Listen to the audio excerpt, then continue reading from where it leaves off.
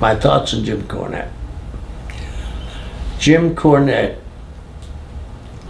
people don't understand Jim Cornette. Jim Cornette categorized everything in the wrestling businesses, and you can see where he writes his books. Jim Cornette, I met Jim Cornette when he was a photographer. When I was on the booking committee, and Jim has said this, he has put me over and said that a lot of times he would do a show before he even did a show, and he'd come to me and say, "What do you think?" And I'd say, "This is a great maintenance show, Jim, but we need to do this, we need to do that." Then he got Rick Rubin, the producer, to put money up for Smokey Mountain Wrestling. The fall for Jim was they had Knoxville and they were selling out. They had Johnson City and they were selling out. But other than that, they had small towns.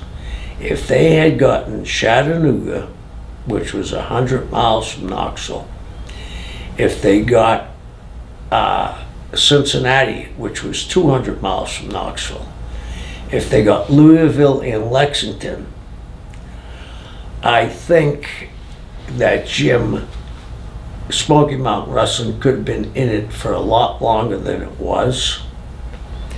I never really worked the full territory full time. I'd come in on the weekends. I was working in Japan. Jim treated me terrifically. I learned a lot from Jimmy. I actually learned from him, well, he reiterated to me, when I used to book, I believe that you put on the best match first, the best technical match, which gives energy to the building. And then you build on that, and then you get to the main event.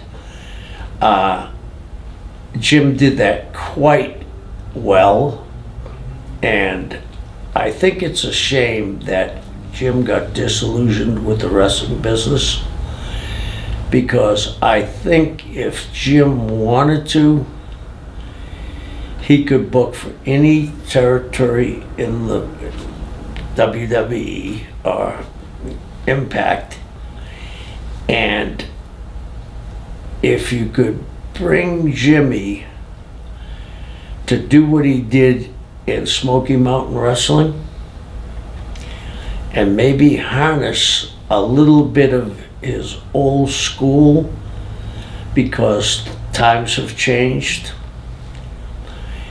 but his philosophy is still to this day applicable.